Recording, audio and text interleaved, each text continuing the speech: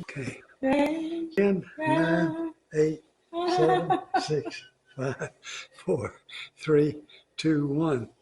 So, did that kind of even this thing out? Okay, we're in Judges now. After the death of Joshua, the people of Israel inquired of the Lord, who shall go first for us against the Canaanites to fight against them? The Lord said, Judah shall go up. Behold, I have given the land into his hand. And Judah said to Simeon his brother, come up with me into the territory allotted to me, that we may fight against the Canaanites. And I likewise will go with you into the territory allotted to you. So Simeon went with him. Then Judah went up, and the Lord gave the Canaanites and the Perizzites into their hand, and they defeated 10,000 of them at Bezek. They found Adonizedek at Bezek and fought against him and defeated the Canaanites and the Perizzites. Adonizedek fled, but they pursued him and caught him and cut off his thumbs and his big toes. And Adonizedek said, 70 kings with their thumbs and their big toes cut off used to pick up scraps under my table. As I have done, so God has repaid me. And they brought him to Jerusalem, and he died there. And the men of Judah fought against Jerusalem and captured it and struck it with the edge of the sword and set the city on fire. And afterward the men of Judah went down to fight against the Canaanites who lived in the hill country in the Negev and in the lowland. And Judah went against the Canaanites who lived in Hebron. Now the name of Hebron was formerly Kiriath Arba, and they declared Shishai and Ahiman and Talmai. From there, they defeated Shelshai, Ahiman, and Talmai. From there they went against the inhabitants of Debir. The name of Debir was formerly Kiriath Sepher. And Caleb said, he who attacks Kiriath Sepher and captured it, I will give him Akshah, my daughter, for a wife. And Othniel, the son of Kenaz, Caleb's younger brother, captured it, and he gave him Akshah, his daughter, for a wife. When she came to him, she urged him to ask her father for a field. And she dismounted from her donkey, and Caleb said to her, what do you want? She said to him, give me a blessing, since you have set me in the land of the Negev. Give me also springs of water. And Caleb gave her the upper springs and the lower springs. And the descendants of the Canaanite, Moses' father-in-law, went up with the people of Judah from the city of plains into the wilderness of Judah, which lies in the Negev near Arad, and they went and settled with the people.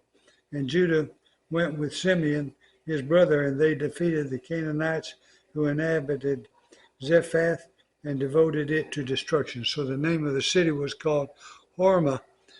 Judah also captured Gaza with its territory, and Ashkelon with its territory, and Ekron with its territory. And the Lord was with Judah, and he took possession of the hill country, but he could not drive out the inhabitants of the plain, because they had chariots of iron. And Hebron was given to Caleb, as Moses had said, and he drove out from it the 3 sons of Anak. But the people of Benjamin did not drive out the Jebusites who lived in Jerusalem. So the Jebusites have lived with the people of Benjamin in Jerusalem to this day. The house of Joseph also went up against Bethel, and the Lord was with him. And the house of Joseph scouted out Bethel. Now the name of the city was formerly Luz. And the spies saw a man coming out of the city. And they said to him, please show us the way into the city, and we will deal kindly with you. And he showed them the way into the city, and they struck the city with the edge of the sword, but they let the man and all his family go. And the man went to the land of the Hittites and built a city and called its name Luz. That is the same to this day. Manasseh did not drive out the inhabitants of Beth Shan, and its villages are Taanach, and its villages are the inhabitants of Dor, and its villages are the inhabitants of Ibleam, and its villages are the inhabitants of Megiddo, and its villages are the Canaanites persisted in dwelling in that land. When Israel grew strong, they put the Canaanites to forced labor, but did not drive them out completely. And Ephraim did not drive out the Canaanites who lived in Gezer, so the Canaanites lived in Gezer among them. Zebulun did not drive out the inhabitants of Kitron or the inhabitants of Nahalal, so the Canaanites lived among them but became subject to forced labor.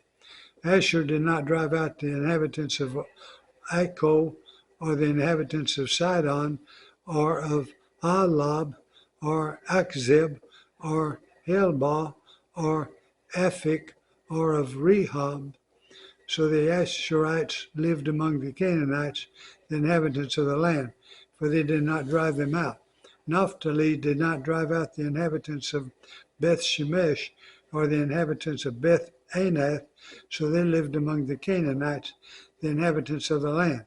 Nevertheless, the inhabitants of Beth Shemesh and of Beth Anath became subject to forced labor for them. The Amorites pressed the people of Dan back into the hill country, for they did not allow them to come down to the plain.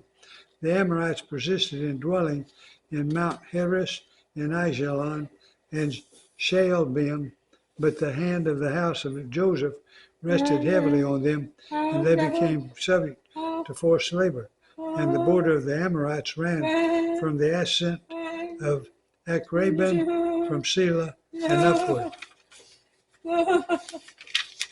All right. That ended the first chapter of Joshua. And now we're going to turn to the 29th chapter of Proverbs.